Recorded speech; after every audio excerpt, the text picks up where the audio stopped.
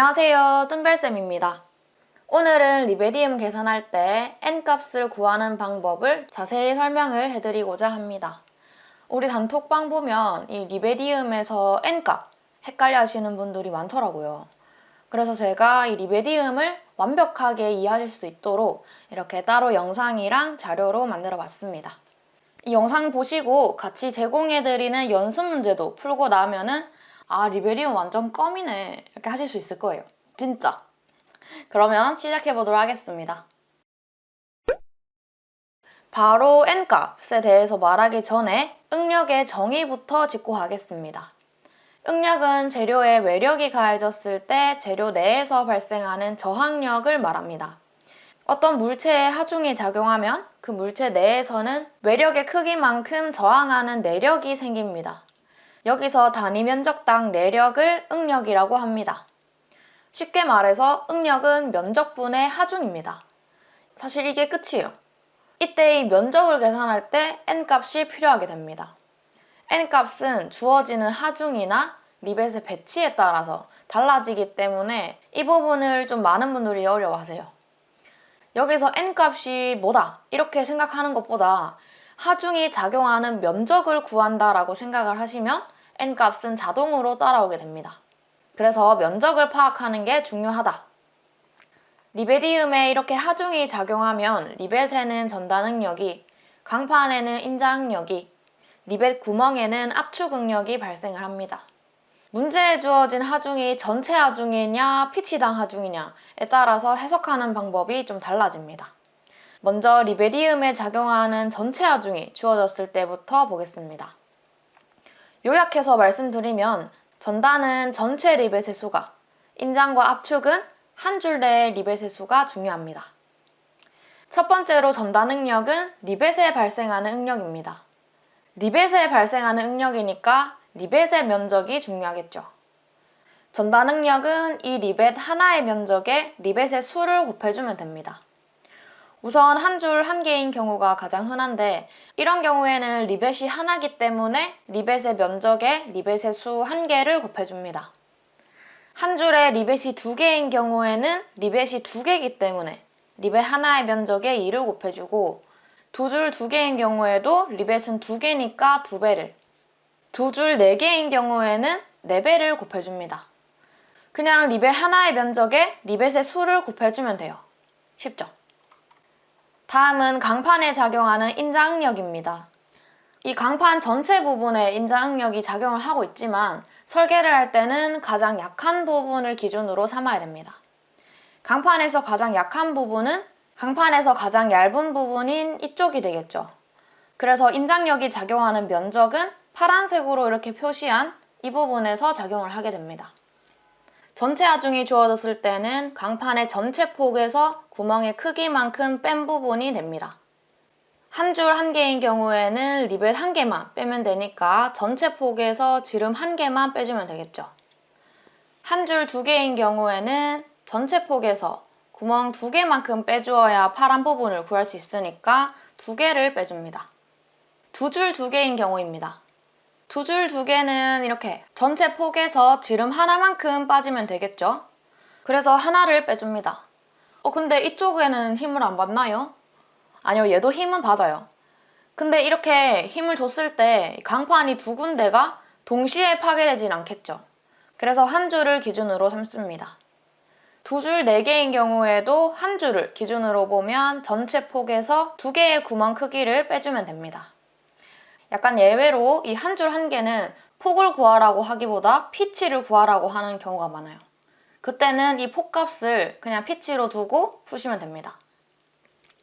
다음은 리벳 구멍에 작용하는 압축 응력을 알아보겠습니다.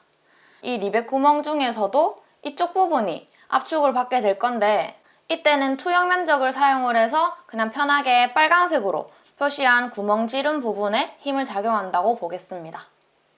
한 줄 한 개는 구멍이 하나죠. 개수에 1을 넣습니다. 한 줄 두 개는 구멍이 두 개이기 때문에 2를 곱합니다. 두 줄 두 개인 경우에는 구멍이 두 개라도 1을 곱합니다. 왜냐하면 강판의 인자응력과 마찬가지로 양쪽이 동시에 끊어지지 않기 때문에 한 줄을 기준으로 해요. 그래서 두 줄이라도 n에 2를 넣는 게 아니라 1을 넣습니다. 두 줄 4개인 경우에도 한 줄을 기준으로 구멍이 2개가 되겠죠. 2를 넣어줍니다. 다시 정리하면 전단은 전체 리벳의 수가, 인장과 압축은 한 줄 내의 리벳의 수가 중요했습니다. 다음은 피치당 하중이 주어진 경우입니다. 피치당 하중은 말 그대로 한 피치 내에서 작용하는 하중을 말합니다.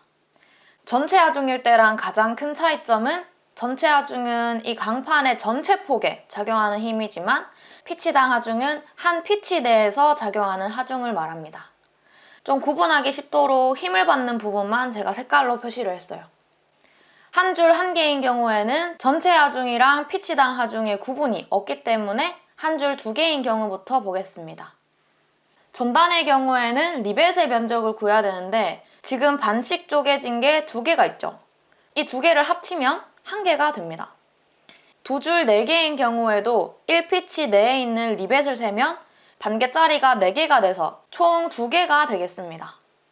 세 줄 6개인 경우에는 하나, 둘, 셋, 3개가 되겠죠. 마지막으로 한 줄에 3개인 경우에도 1피치 내에서만 보면 되니까 1개가 됩니다. 인장응력을 볼까요? 인장응력은 이 강판의 파란색 부분을 보시면 됩니다. 이때는 강판의 전체 폭이 아니라 이 피치 내에서 구멍만큼을 빼줘야 되니까 피치 값을 이용을 하게 됩니다. 한 피치 내에 구멍이 반개씩 2개가 있으니까 1개를 빼면 되겠죠. 두 줄 4개인 경우에도 한 피치 안에 한 줄 내에서만 보면 되니까 1개가 됩니다. 마찬가지로 세 줄 6개, 한 줄 3개인 경우에도 동일하게 1개가 됩니다. 압축 응력도 똑같아요. 한 줄 내에서 한 피치 안에 구멍을 빼는 거기 때문에 인장 응력과 마찬가지로 전부 다 1개가 됩니다. 구멍이 반개반개해서 1개, 반개반개해서 1개, 반개반개 1개, 반개반개 1개죠. 이렇게 전체 하중이든 피치당 하중이든 힘이 작용하는 면적을 해석을 하면 쉽게 구할 수 있습니다. 이때 리벳 지름이랑 리벳 구멍의 지름이 따로 주어지는 경우가 있어요. 이게 뭔 차이냐면 강판에는 리벳이 삽입될 수 있도록 구멍을 뚫어야겠죠. 보통 이 구멍을 리벳의 지름과 똑같이 뚫는다고 보는데 이 구멍을 리벳보다 크게, 조금 더 크게 뚫는 경우도 있어요. 그래서 리벳 지름이랑 리벳 구멍 지름이 다른 경우가 있습니다. 그러면 이 구멍, 이 강판의 구멍과 관련이 있는 인장 응력, 인장 강도를 계산할 때, 면적을 계산할 때 영향을 끼치게 됩니다. 전단 응력이랑 압축 응력은 리벳에 의해서 발생되기 때문에 리벳 지름을 그대로 쓰면 되지만 강판의 인장 응력은 강판에 뚫린 구멍의 지름을 따져야 되기 때문에 리벳 구멍의 지름을 쓰게 됩니다. 다음으로 양쪽 덮개판 맞대기 이음인 경우가 있습니다. 연결하고자 하는 강판을 또 다른 판을 이렇게 덧대서 연결하는 경우를 맞대기 이음이라고 하는데 이렇게 양쪽으로 덮개판을 사용하는 경우에는 하나의 리벳에 전단이 2군데에서 발생하게 됩니다. 그러면 전단이 발생하는 면적은 2배가 되겠죠. 이론상으로는 이렇게 2배를 해줘야 되지만 안전을 고려를 해서 1.8배를 해줍니다. 여기서 주의해야 될 거는 리벳의 n값은 따로라는 거예요. n이 1.8이라는 게 아니라 n, 리벳의 수를 1.8배를 해준다. 이렇게 정리하겠습니다. 응력은 면적분의 하중이다. 그래서 하중이 작용하는 면적을 같이 파악해 봤습니다. 이거는 리베리움뿐만 아니라 필답의 전체에서 기본적으로 사용되는 개념이니까 꼭 이해를 하시고 리베리움 문제도 다 맞춰봅시다. 확실히 익히시라고 연습용 자료도 따로 만들어 봤으니까 이 영상 끝나고 정리 삼아서 한번 풀어보시면 더 좋을 것 같습니다. 그럼 우리 이제 리벳 문제는 다 맞추는 거예요. 감사합니다.